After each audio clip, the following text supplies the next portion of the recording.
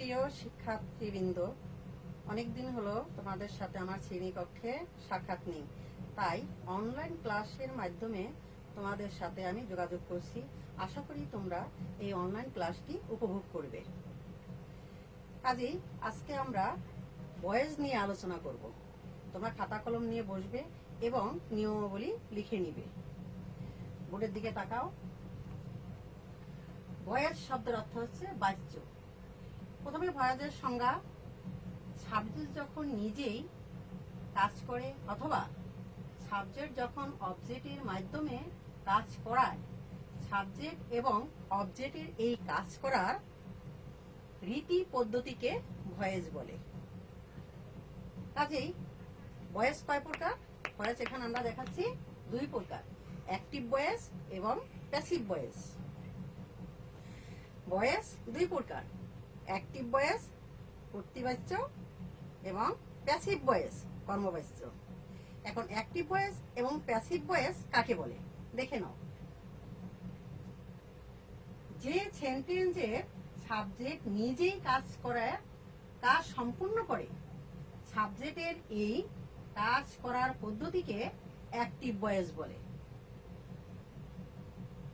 Passive voice: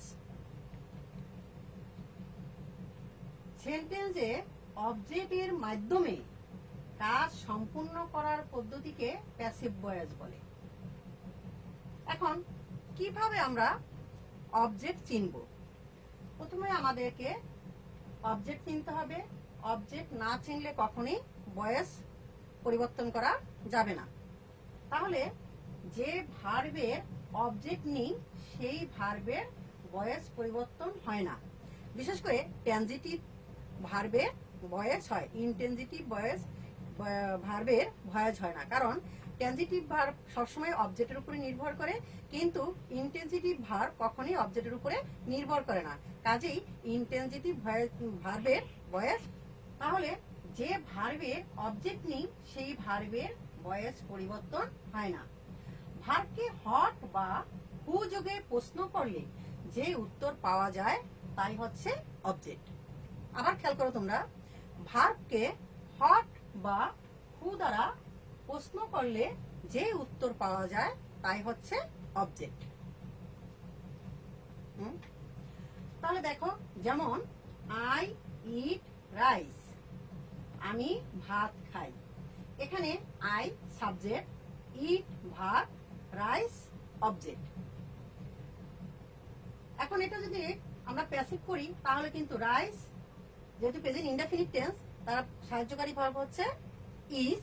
rice is মূল ভার্বের past participle, eaten by me.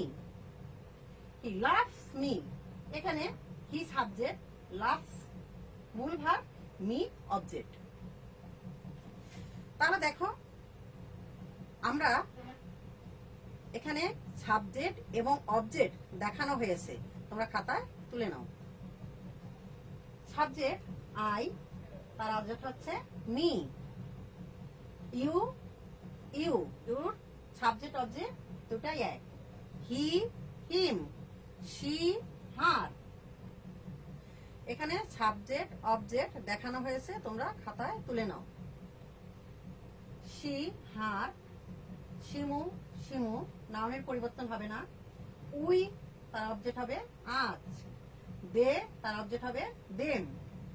ইট, তার অবজেক্ট ইটই হবে। মাই মাদার, তার অবজেক্ট মাই মাদারই হবে। হিজ ব্রাদার, তার অবজেক্ট হিজ ব্রাদার।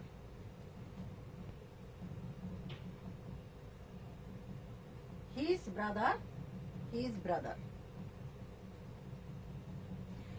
আমরা এখন ভয়েস পরিবর্তনের নিয়মাবলী খাতায় লিখে নাও তোমরা। ভয়েস পরিবর্তনের নিয়মাবলী, কিভাবে ভয়েস পরিবর্তন করতে হয় এটা তোমরা মনোযোগ সহকারে দেখো। অ্যাক্টিভ ভয়েসের সাবজেক্ট হয় অবজেক্ট এবং অবজেক্ট হয় সাবজেক্ট, এবং প্যাসিভ ভয়েস এর সাবজেক্ট অনুযায়ী সাহায্যকারী ভার্ব বসে। এখানে অ্যাক্টিভ ভয়েসের অবজেক্ট, প্যাসিভ ভয়েসে হবে সাবজেক্ট এবং টেন্স ও পাস্ট অনুযায়ী সাহায্যকারী ভার্ব, এরপর মূল ভার্বের past participle plus preposition by, to, with ইত্যাদি বসে এবং অ্যাক্টিভ ভয়েসে সাবজেক্টকে অবজেক্ট ফর্ম করতে হবে। দেখো এখানে আমি যেমন আই রাইস, এখানে I subject, eat verb, rice object. তাহলে এটা present indefinite tense, subject plus মূল ভার্বের প্রেজেন্ট ফর্ম প্লাস অবজেক্ট। তার টেন্স আমাদের নিয়ম অনুযায়ী তাহলে রাইস অবজেক্ট, প্যাসিভ ভয়েসে হবে সাবজেক্ট। যেহেতু প্রেজেন্ট ইনডেফিনিট টেন্স, তার সাহায্যকারী ভার্ব হবে ইজ, কারণ rice third person singular number, তার সাথে আসবে ইজ। মূল ভার্বের past participle eaten, by subject আছে আই, তার অবজেক্ট হবে me, rice is eaten by me.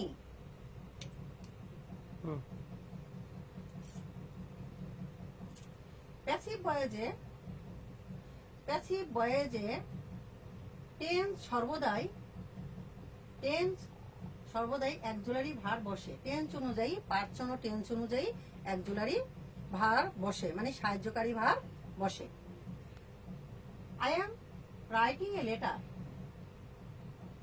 I subject, am সাহায্যকারী ভার্ব, রাইটিং মূল ভার্ব, এ লেটার অবজেক্ট। এখন এটা প্রেজেন্ট কন্টিনিউয়াস টেন্স। তা প্রেজেন্ট কন্টিনিউয়াস টেন্সের সাহায্যকারী ভার্ব হচ্ছে ভয়েসে am being, is being, are being. তাহলে অবজেক্ট এ লেটার, সাবজেক্ট হবে প্যাসিভ ভয়েসে এ লেটার, সাহায্যকারী ভার্ব এম বিং না হয়ে এখানে হবে ইজ বিং, কারণ এ লেটার হচ্ছে থার্ড পারসন সিঙ্গুলার নাম্বার, এখানে আই থাকার জন্য এখানে হয়েছিল am. A letter is being written by me, কারণ আই অবজেক্ট মি, এবং মূল ভার্বের পাস্ট পার্টিসিপল। 3 নম্বর নিয়ম, ভয়েসে মূল ভার্বের পাস্ট পার্টিসিপল হয় এবং অবজেক্টের আগে বাই বসে। যেমন you do the work, you subject, do মূল ভার্ব, দ্য ওয়ার্ক অবজেক্ট। তাহলে প্যাসিভ ভয়েসে এই অবজেক্ট হবে subject, the work present indefinite টেন্সের সাহায্যকারী ভার্ব হচ্ছে ইজ, মূল ভার্বের past participle done by you, your object ইউই হবে। 4 নম্বর নিয়ম, অ্যাক্টিভ ভয়েসকে প্যাসিভ ভয়েসে পরিবর্তন করার জন্য বি ভার্বের পরিবর্তন দেখানো হলো। অ্যাক্টিভ ভয়েসকে প্যাসিভ করার জন্য বি ভার্বের পরিবর্তন বা বি ভার্বগুলো দেখানো হলো, তোমরা বোর্ডে দেখে নাও। Name of tense be verb, present indefinite tense, তার বি ভার্ব হচ্ছে am, is, are.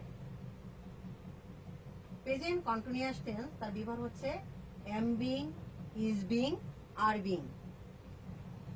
Present perfect tense, তার বি ভার্ব হচ্ছে হ্যাভ বিন এবং has been. Present perfect continuous tense, তার বি ভার্ব হচ্ছে have been being, has been being. তোমরা খাতায় তুলে নাও। পাস্ট ইনডেফিনিট টেন্স, তার বি ভার্ব হচ্ছে ওয়াজ, ওয়ার। পাস্ট কন্টিনিউয়াস টেন্সের বি ভার্ব হচ্ছে was being, were being. Past perfect টেন্সের বি ভার্ব হচ্ছে হ্যাড বিন।